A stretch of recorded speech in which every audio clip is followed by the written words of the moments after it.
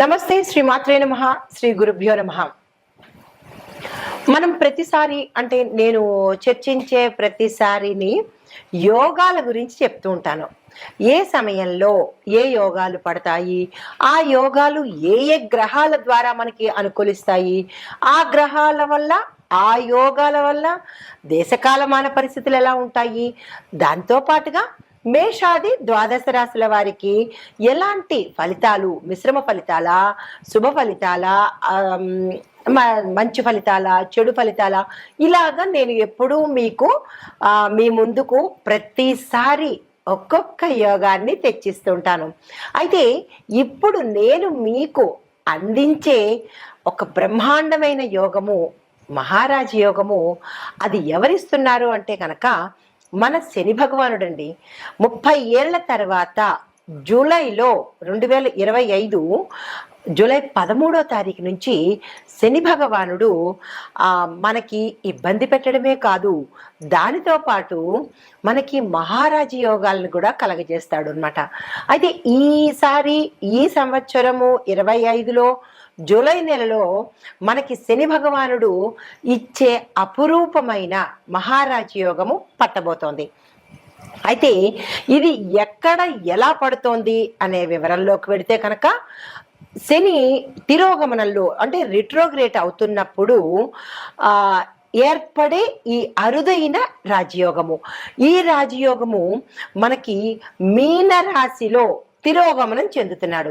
ఎప్పుడైతే మీనరాశిలో తిరోగమనం చెందుతున్నాడో ఇదే సమయంలో మనకి శని చతుర్దృష్టి మనకి ఏ రాశి మీద పడుతోంది అంటే మిథున రాశి మీద, బృహస్పతి మీద పడుతోంది. అంటే మిథున రాశిలో అప్పటికే బృహస్పతి ఉండడం వల్ల ఆ శని భగవానుడి యొక్క దృష్టి, ఆ చతుర్దృష్టి ఈ బృహస్పతి మీద పడుతోంది. అయితే దీనితో పాటు ఇదే సమయంలో రాహు కుజులు షడష్టక యోగంలో ఉన్నారు. మనకి జూన్లో మొదలైంది కదా షడష్టకము, ఆ షడష్టక యోగం ఇప్పుడు కంటిన్యూ అవుతోంది.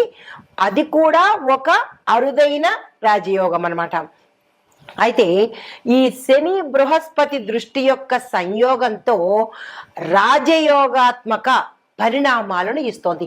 ఇన్ని మంచి గ్రహాలు ఈ సమయంలో మనకి శుభ ఫలితాలను ఇచ్చేందుకు ఏర్పాటవుతోంది. అయితే ఎవరెవరికి శుభ ఫలితాలు ఎలా ఉండబోతోంది అంటే కనుక, ఇది ఒకసారి మీకు గతంలో చూసుకున్నట్టయితే 1995, 96 ఆ సమయంలో ఇలాంటి శని భగవానుడు ఇచ్చే ఒక అరుదైన మహారాజ యోగం ఏర్పడింది. మళ్ళా 30 సంవత్సరాలకి మనకి జూలై నెలలో ఏర్పడబోతోంది. అయితే ఈ ఏర్పడడానికి మనకి దేశకాలమాన పరిస్థితులు నేను ఎప్పుడు ప్రస్తావిస్తూ ఉంటాను, ఒక మనుషులకి రాశులకే కాకుండా దేశకాలమాన పరిస్థితుల్లోనూ దేశ రక్షణ విభాగము, రాజకీయ విభాగము, ఇలా ఆర్థిక విభాగము, న్యాయ విభాగము, ఇలా ప్రతి ఒక్క అంశంలోనూ కూడా ఈ యొక్క గ్రహాల యొక్క ఫలితాలను మనం తెలుసుకుంటూ ఉంటాము. ఆ గ్రహాల ఫలితాలే ఒక్కొక్కసారి మనకి దేశం మీద, రక్షణ వ్యవస్థ మీద ఇలాగా ప్రమాదాలు, అదృష్టాలు ఇలాంటి వాటి మీద కూడా పడుతూ ఉంటుంది అనమాట. అయితే ఇలాగ పడడం వల్ల కొన్ని గ్రహస్థితులు మీకు ఇప్పుడు సవివరంగా తెలియచేస్తాను. ఒకటి, శని గ్రహము మనకి మీనంలో తిరోగమనంలో జరుగుతోంది. అయితే దీని యొక్క ఫలితం ఎలా ఉంటుంది అంటే కనుక, విశేషమైన ఫలితము ధర్మము, త్యాగము, సేవా ధోరణిలో ఉండబోతోంది.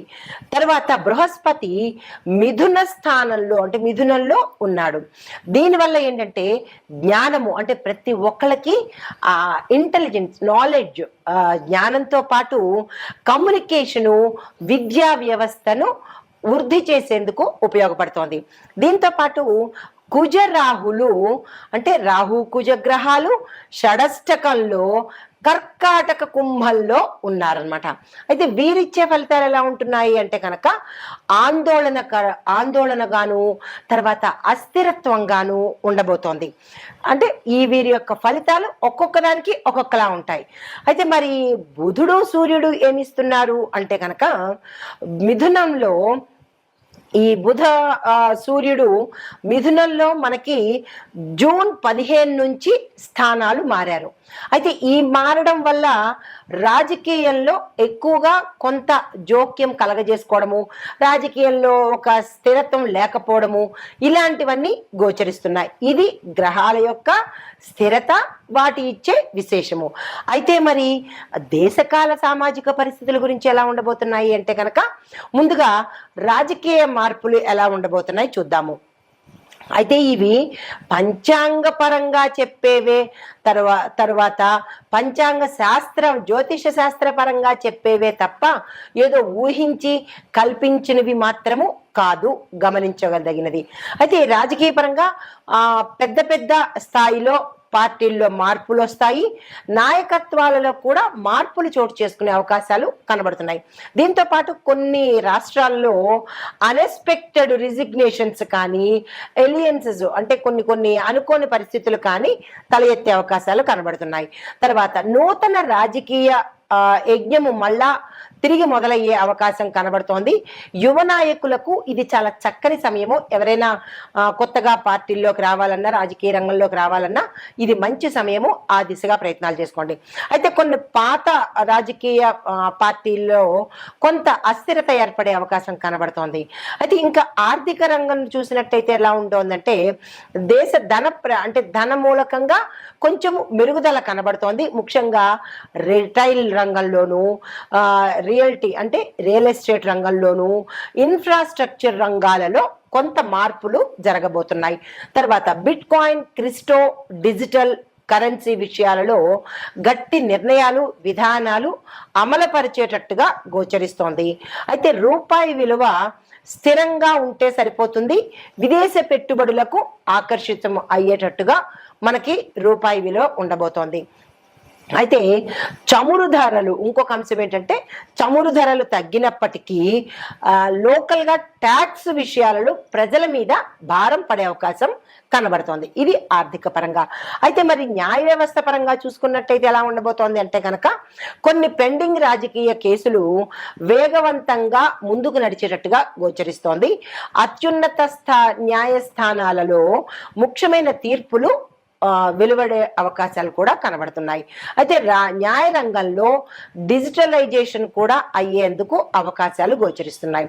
ఇక రక్షణ విభాగానికి చూసుకున్నట్టయితే కనుక, సరిహద్దు పరిస్థితులు కొంత పటిష్టంగా ఉండేటట్టుగా చర్యలు తీసుకోబోతున్నారు. తర్వాత అణు సామర్థ్యము, యుద్ధ డ్రోన్ల అభివృద్ధికి బలమైన చర్యలు తీసుకోవడము, టెక్నాలజీని ఇంప్రూవ్ చేయడము, ఇలాంటివన్నీ జరగబోతాయి అన్నమాట. అయితే రక్షణ రంగంలో చూసుకున్నట్టయితే కొత్త ఒప్పందాలు కుదరడము, మరీ ముఖ్యంగా రష్యా, ఫ్రాన్స్, ఇజ్రాయెల్ వంటి దేశాలతో కొన్ని ఒప్పందాలు జరిపించుకునేటట్టుగా గోచరిస్తోంది. అయితే వ్యవసాయ రంగం, గ్రామీణాభివృద్ధి చూసుకున్నట్టయితే వ్యవసాయ రంగానికి కొంచెం వర్షాభావము, అంటే వర్షాలు చాలా అనుకూలంగా ఉండడము, రైతులకు ఊరట కలగడము, మంచి పంటలు పండే అవకాశాలు కనబడుతున్నాయి. దీంతో పాటు రైతు సమస్యల మీద ప్రభుత్వము వాస్తవంగా వాళ్ళ ప్రాబ్లమ్స్ ఏంటి అనేది చర్యలు తీసుకునేందుకు అవకాశాలు కనబడుతున్నాయి. అయితే సబ్సిడీలు, ఇంక్రిమెంట్లు, క్రెడిట్ స్కీములు మరికొంత సమర్థవంతంగా ప్రజల్లోకి తీసుకెళ్లేందుకు దోహదపడుతుంది. తర్వాత సామాజిక పరంగా చూసుకున్నట్టయితే చట్ట శాసనాలు అంటే చట్టానికి కొంత వ్యతిరేక దిశగా వెళ్ళడము, కొంత ఉద్రిక్తత అవ్వడము, ప్రజలకు ఇష్టం లేకపోవడము, ఇలాంటి చర్యలు సామాజిక పరంగా జరిగేందుకు అవకాశాలు కనబడుతున్నాయి. అయితే దీంతో పాటు దేశభక్తి యువతలో కూడా పెరిగే అవకాశాలు కనబడుతున్నాయి. అయితే దీనితో లక్కీ రాశులు అంటే ఈ శని యొక్క మహారాజయోగంలో ఏ రాశులకు మనకి అభివృద్ధి కనబడుతోంది అంటే కనుక, వృషభ రాశి వారికి, తరువాత కర్కాటక రాశి వారికి, కన్యా, ధనస్సు, కుంభ, ఈ 5 రాశుల వాళ్ళకి విశేషమైన ఫలితాలు ఇస్తున్నాయి. అయితే ముందుగా వృషభ రాశి వారికి ఎలాంటి అంశము అంటే కనుక, ధనము విపరీతంగా రావడము, ఆకస్మిక ధనము, ధనానికి సంబంధించినటువంటి వృద్ధి కనబడుతోంది. స్థిర చరాస్తులు కూడా వీళ్ళు వృద్ధి చేసుకుంటారు. తర్వాత కర్కాటక రాశి వారికి ఏ అంశంలో అంటే, అన్ని రాశుల వాళ్ళకి ఒకే అంశంలో ఉండదు, ఒక్కొక్క రాశి వారికి ఒక్కొక్క స్థానాన్ని బట్టి ఆ స్థానాల యొక్క అభివృద్ధి గోచరిస్తుంది. ఇప్పుడు కర్కాటక రాశి వారికి చూసుకున్నట్టయితే ఈ రాశిలో ఉండే వారికి రాజకీయ పరంగా మంచిగా జరిగే అవకాశం ఉంది, ఆధ్యాత్మిక పరంగా అభివృద్ధి కనబడుతోంది. అయితే కన్యా రాశి వారికి చూసుకున్నట్టయితే ఉద్యోగస్తులకు మంచి మంచి అభివృద్ధి కనబడము, ఉద్యోగంలో ఉండే వారికి విశేషమైన ఫలితాలు కనబడుతున్నాయి. బుద్ధి వికాసము అంటే వీళ్ళు మరింత స్మార్ట్గా వర్క్ చేసేందుకు కనబడుతోంది. ధనుసు రాశి వాళ్ళకి చూసుకున్నట్టయితే ఈ ధనుసు రాశిలో ఉద్యోగస్తులు వ్యాపారస్తులు ఉన్నట్టయితే కనుక వాళ్ళకి మంచి లాభాలు వచ్చే అవకాశము, పెట్టుబడుల మీద ధనం వచ్చే అవకాశము కనబడుతోంది. దీంతో పాటుగా విదేశాలు వెళ్ళి అక్కడ స్థిరపడ్డమో లేదా విదేశాలు వెళ్ళడానికి సంబంధించినటువంటి ప్రయత్నాలు ఫలించే అవకాశాలు కనబడుతున్నాయి. తర్వాత కుంభరాశి వాళ్ళకి చూసుకున్నట్టయితే కనుక టెక్నికల్ పరంగాను టెక్నాలజీ పరంగాను తర్వాత కొత్త కొత్తవి ఏవైనా వీళ్ళు ఆవిష్కరించాలంటే ఇన్నోవేటివ్గా ఉండాలన్నా, ఎంటర్‌ప్రీనర్‌లో ఉండాలన్నా, స్టార్టప్ కంపెనీలు స్టార్ట్ చేసుకోవాలన్నా, వ్యాపార పరంగాను ఇలా ఈ రాశిలో ఉండే వారికి ఈ పరంగా కలిసి వచ్చే అవకాశాలు కనబడుతోంది. అయితే ఓవరాల్గా ఈ 5 రాశుల వారికి విశేషమైన ఫలితాలు ఇవ్వబోతున్నాడు మన శని మహారాజు. అయితే జాగ్రత్తగా ఉండవలసిన రాశులు ఏంటంటే మేషము, మిథునము, తుల, మీనము. ఈ 4 రాశుల వాళ్ళు చాలా చాలా చాలా జాగ్రత్తగా ఉండాలి. అయితే ఏ అంశంలో జాగ్రత్తగా ఉండాలనేది కూడా ఇక్కడ మీకు వివరిస్తాను. గోచార రీత్యా మీరు జాగ్రత్తలు తప్పనిసరిగా తీసుకోండి. మేషరాశి వారికి కుటుంబంలో సమస్యలు ఎక్కువగా వచ్చే అవకాశాలు కనబడుతున్నాయి, దానికి సంబంధించిన జాగ్రత్తలు తీసుకోండి. ఆర్థికంగా మీరు చాలా డిస్టర్బ్ అయ్యే అవకాశం కనబడుతోంది. అంటే ఆర్థిక ఒత్తిడులు మీ మీద రుణపరంగా కావచ్చు లేదా అప్పుల పరంగా కావచ్చు, ఏదైనా కానీ ఆర్థిక పరంగా మీకు చాలా స్ట్రెస్ ఎక్కువ అవుతుంది, ముందుగానే తెలుస్తోంది కాబట్టి జాగ్రత్తలు తీసుకోండి. మిథున రాశి వారికి మానసికంగా విపరీతమైన ఒత్తిడి ఎదుర్కొనే అవకాశం, స్ట్రెస్ తీసుకుంటారు. అది కుటుంబ పరంగా కావచ్చు, ఉద్యోగ పరంగా కావచ్చు. ఈ రాశిలో ఉండే ప్రతి ఒక్కరికి, విద్యార్థులకు, రాజకీయ నాయకులకు, తరువాత వ్యాపారస్తులకు, ఉద్యోగస్తులకు, ఇలా ప్రతి ఒక్కళ్ళకి, స్త్రీలు పురుషులకు కూడా మానసిక ఒత్తిడి అనేది తప్పదు. దీంతో పాటు డబ్బు వ్యవహారాలు ఏదైనా మీరు చెయ్యాలి అనుకుంటే చాలా చాలా జాగ్రత్తలు తీసుకోండి. ఎందుకంటే ధన నష్టము, చోర భయము ఎక్కువగా కనబడుతున్నాయి. స్కాముల్లో ఇరుక్కోవడం కానీ, అంటే ఇప్పుడు ఇంటర్నెట్లో చేస్తూ ఉంటారు కదా ఫోన్పేలు, జీపేలు, వాటిల్లో మీరు మోసపోవడము, ఆన్లైన్ స్కాములు జరగడము, ఇలాగ ఏదో ఒక ద్వారా మీరు ధనాన్ని నష్టపోయే అవకాశం కనబడుతోంది. ధనపరంగా జాగ్రత్తలు తీసుకోండి. అయితే తులారాశి వాళ్ళకి చూసుకున్నట్టయితే వైద్యపరమైన ఖర్చులు మీరు చాలా ఎదుర్కోవాల్సిన అవసరం అవుతుంది. ఆపరేషన్స్ రీత్యా కావచ్చు, ప్రమాదాల రీత్యా కావచ్చు, లేదా అనారోగ్య రీత్యా కావచ్చు, మీరు ఎక్కువగా డాక్టర్కి సంబంధించి, హాస్పిటల్కి సంబంధించి, మందులకు సంబంధించి ఎక్కువగా ధనాన్ని వెచ్చించవలసిన పరిస్థితి. భావోద్వేగాలు మీరు చాలా నియంత్రించుకోవాలి. ఈ సమయంలో అస్సలు బాగాలేదు. ఉద్రేకాలకు కానీ, కోపాలకు కానీ, ఆవేశాలకు కానీ ఇలాంటి వాటికి వెళ్ళే ప్రయత్నం చేయకండి. ఇక మీనరాశి వారికి చూసుకున్నట్టయితే శని భగవానుడు మీ రాశిలోనే తిరోగమనం చేస్తున్నాడు.